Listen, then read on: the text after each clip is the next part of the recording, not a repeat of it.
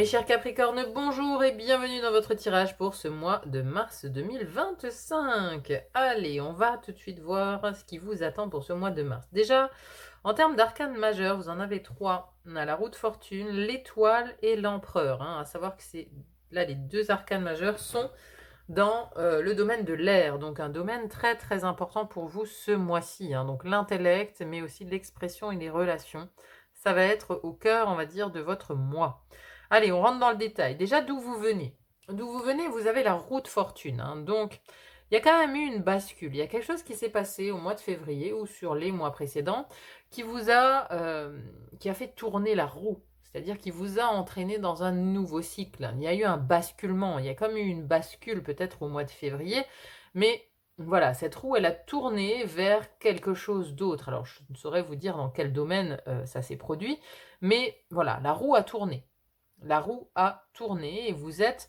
alors, soit vous êtes dans un schéma répétitif, vous avez l'impression de répéter toujours la même chose, soit vraiment vous avez commencé quelque chose de complètement différent. Donc à vous de voir comment vous vous positionnez. Mais on a le sentiment que quelque chose a basculé sur le mois précédent et vous rentrez en fait dans cette énergie de basculement concrètement au mois de mars.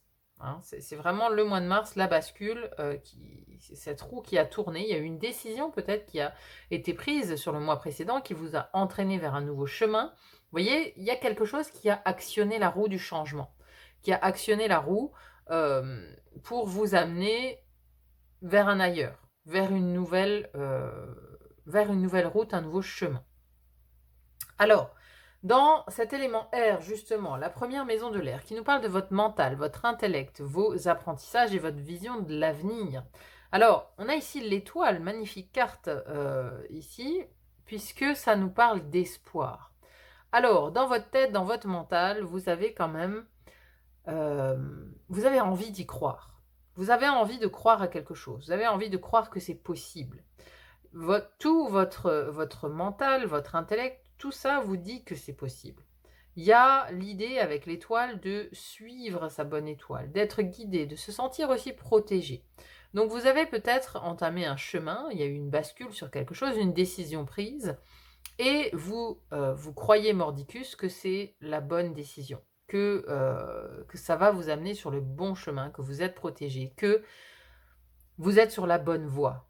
L'étoile, c'est ça, c'est l'espoir. C'est l'espoir, on y croit. On y croit, on croit être sur le bon chemin, on s'en remet quelque part à Dieu, on s'en remet à ses guides protecteurs, on s'en remet à sa bonne étoile.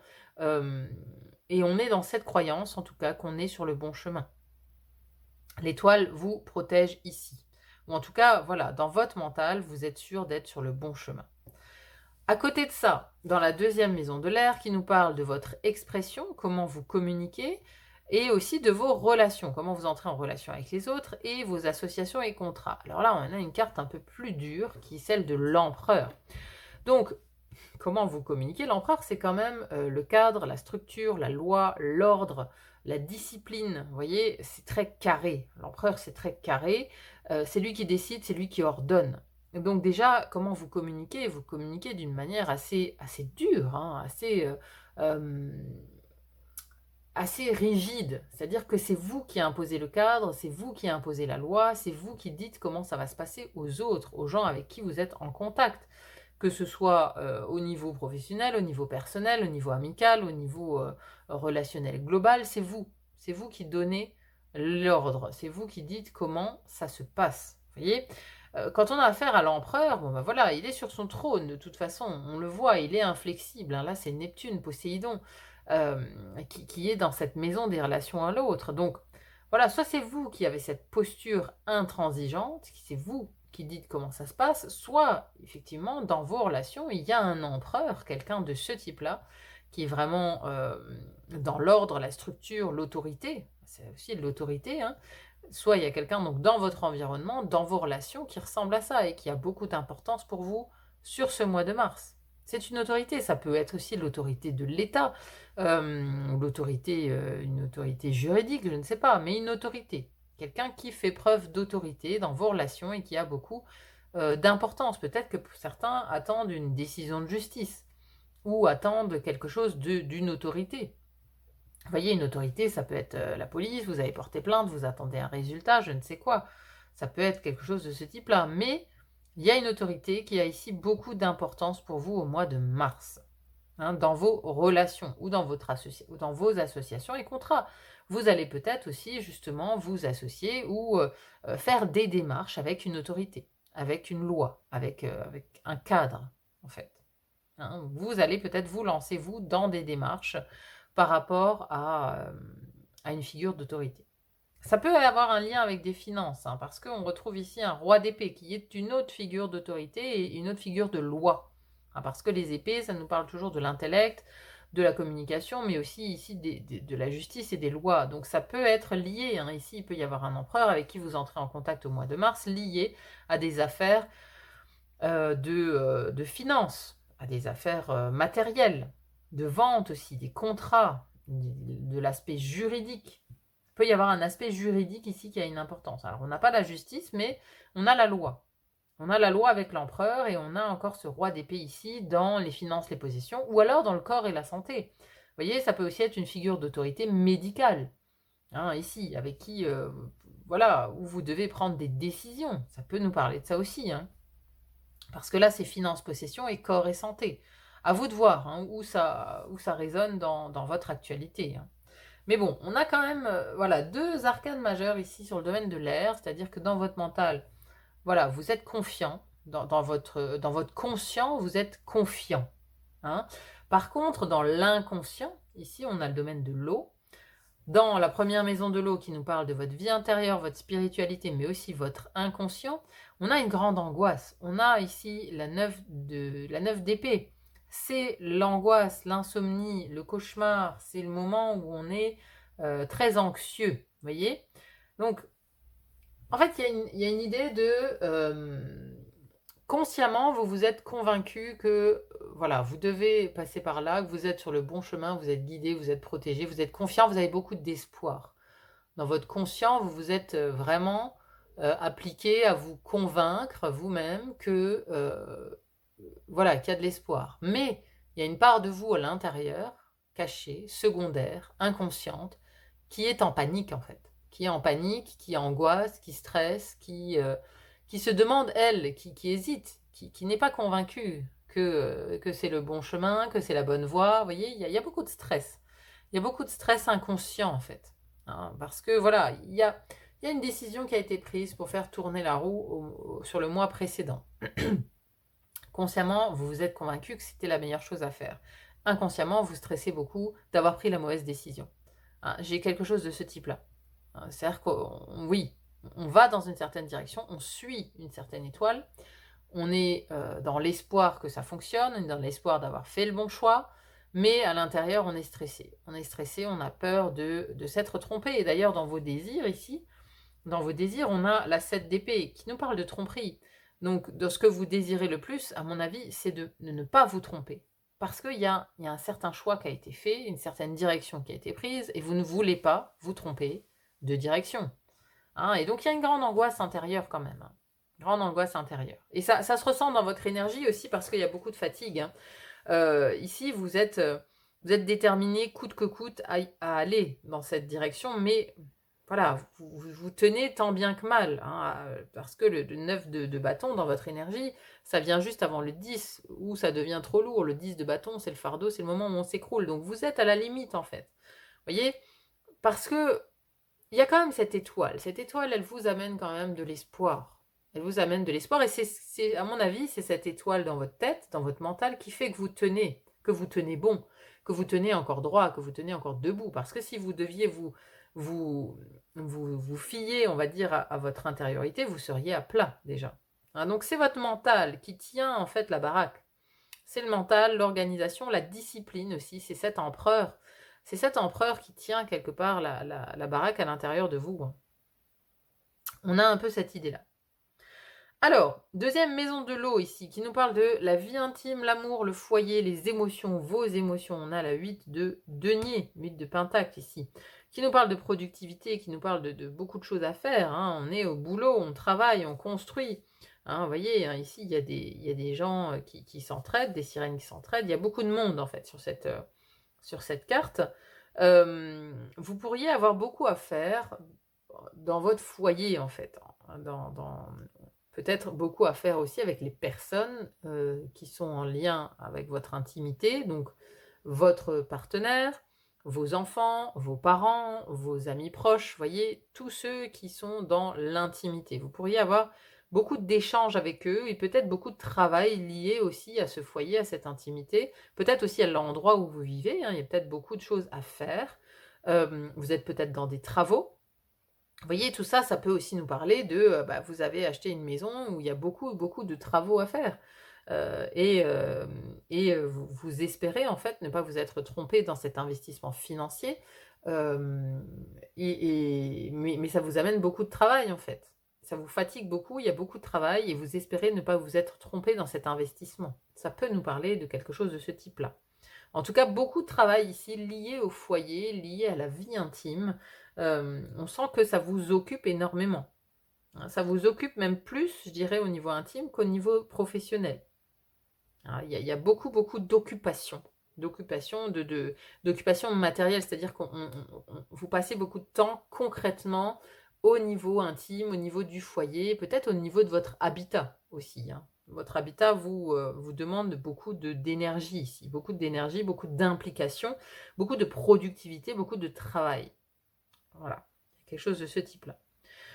Ensuite, l'élément du feu. Je vous en parlais tout à l'heure brièvement, on a cette 9 de bâton ici dans la première maison du feu qui nous parle de votre énergie, votre vitalité, le rayonnement aussi, vos actions, comment vous agissez dans le monde et comment on vous voit. Et donc ce 9 de bâton, voilà, c'est le guerrier qui tient encore la ligne, qui est obstiné, qui coûte que coûte est déterminé à aller jusqu'au bout. Vous voyez, on défend aussi un point de vue, on défend un projet, on défend une idée. Ah, voilà, cette voie que vous avez suivie ici, vous la défendez quelque part corps et âme, mais ça vous fatigue beaucoup, ça vous prend beaucoup d'énergie. Avec un 9 de bâton, on est déjà pas mal fatigué, on a beaucoup œuvré déjà, on s'est bien battu. Il y a déjà eu des obstacles de levée, il y a eu de la compétition, il y a eu déjà beaucoup de choses en fait, il y a eu un historique. Et donc là, vous êtes avec cette énergie où vous arrivez, voilà, vous arrivez au bout de quelque chose, quoi. Vous êtes fatigué. Vous êtes fatigué et il y a beaucoup, beaucoup d'énergie qui a déjà été dépensée, déployée. Donc on sent que vous tenez encore debout, mais bon, ça commence à vaciller un petit peu et on le voit aussi de l'extérieur, on vous voit fatigué. Ensuite, deuxième maison du feu qui nous parle des désirs, des projets, des créations, ce que vous désirez le plus, hein, c'est cette 7 d'épée. Hein. Donc je vous le disais tout à l'heure, ce que vous désirez le plus, c'est ne pas vous tromper. Ne pas vous tromper, ne pas avoir pris de mauvaises décisions, ne pas être dans la mauvaise voie, ne pas vous faire avoir aussi.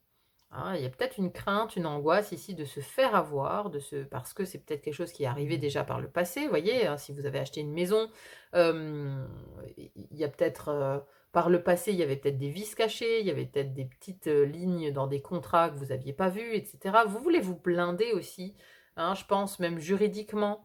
Parce que vous faites peut-être appel à de l'aide juridique, vous faites appel à un avocat, un juriste pour étudier peut-être des papiers, des contrats, parce que vous voulez absolument pas vous faire avoir. Hein, voilà, ce que vous désirez le plus, c'est ne pas vous faire avoir. Donc, vous vous blindez par rapport à la tromperie, à la malhonnêteté, au mensonge, hein, parce que cette 7 d'épée, ça nous parle de ça. Hein. Vous voyez, ici, c'est le vol, hein. Ça nous montre un vol, un coffre qui est vide, etc. Donc, il y a une idée de vouloir se blinder par rapport à des choses peut-être du passé, par rapport à des contrats que vous allez signer ou que vous avez entrepris de signer ici sur le mois précédent, quoi. Mais bon, l'empereur plus le roi d'épée, pour moi, on fait vraiment appel à peut-être une aide extérieure, une autorité, une loi, une structure, quelque chose qui vient aussi peut-être pour vous aider à vous blinder, quoi. Donc, l'élémentaire, première maison de la terre, finance, possession, corps, santé, le roi d'épée. Donc ça peut nous parler d'une personne ici, hein. Les personnages de cours peuvent parler d'une personne avec qui vous êtes en contact justement dans ces domaines-là au mois de mars, finance, possession ou corps et santé. Donc une personne plutôt d'un signe d'air qui serait donc Gémeaux.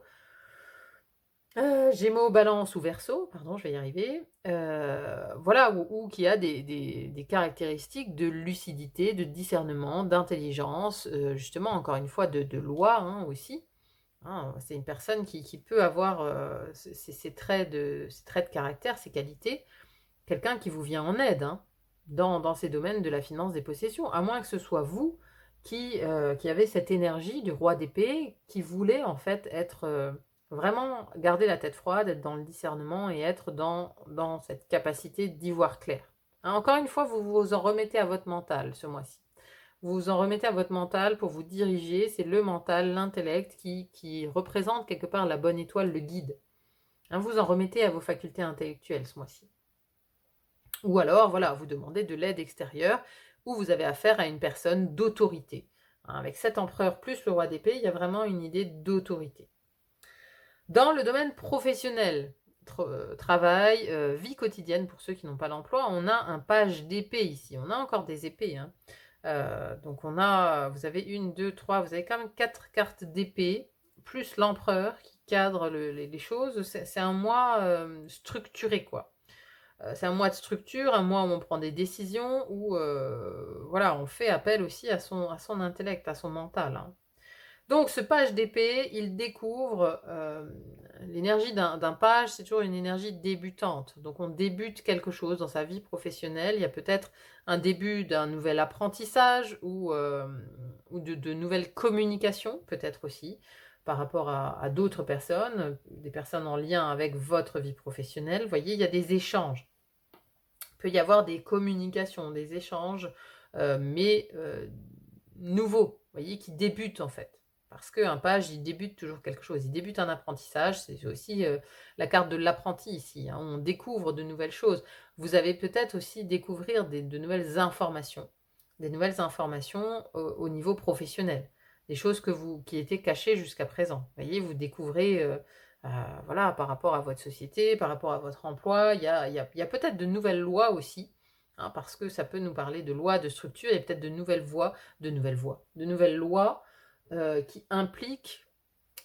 qui s'appliquent à votre travail et qui impliquent des changements nouveaux. Donc il y a une découverte de quelque chose au niveau professionnel. Et pour finir le mois, on a la 2 de denier. Donc là, on est vraiment, voilà, assez intéressant parce qu'on a ce lièvre qui représente vraiment le printemps.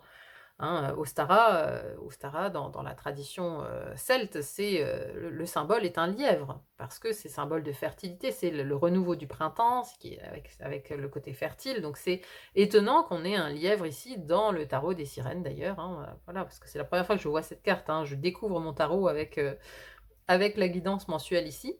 Donc c'est étonnant, on a vraiment une idée que, voilà, il y a ce lièvre, moi, qui me dit que le printemps sera sans doute une période très fertile pour vous. Vous voyez, c'est comme si là, le mois de mars, vous semez les dernières petites choses pour qu'il y ait beaucoup d'occupations, je pense, pour ce printemps.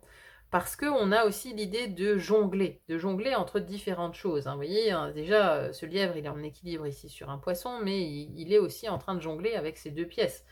Donc on est en train de jongler soit entre 2 boulots, entre la maison et le travail, on jongle entre plusieurs choses. Hein, voilà, on essaye de joindre les 2 bouts, comme on dit, peut-être aussi, au niveau matériel, vous allez, sur le mois d'avril, essayer de joindre les 2 bouts, mais on a une idée d'être sur 2 tableaux. Hein, d'être sur 2 tableaux, mais aussi d'être ancré dans le moment présent, parce que je pense que le temps présent va vous occuper beaucoup. Vous voyez, on a une idée d'être très occupé ici dans son foyer, mais c'est quelque chose qui peut être amené à durer, hein, parce que ces 2 cartes, elles peuvent très bien se répondre, c'est-à-dire que ça peut... vous pouvez être amené à être occupé sur votre intimité ou sur votre foyer tout le printemps. Alors là, ça me parle vraiment du printemps. Et le mois de mars, c'est la porte d'entrée du printemps. Donc, vous entrez ici, pour moi, vraiment dans une nouvelle phase, une phase de construction, une phase très, très fertile. Très fertile. Préparez quelque chose. Hein. Alors, il y en a 2. Alors, justement, on va clôturer ici votre tirage avec une carte oracle, l'oracle des sirènes, pour voir le message complémentaire pour vous pour ce mois-ci.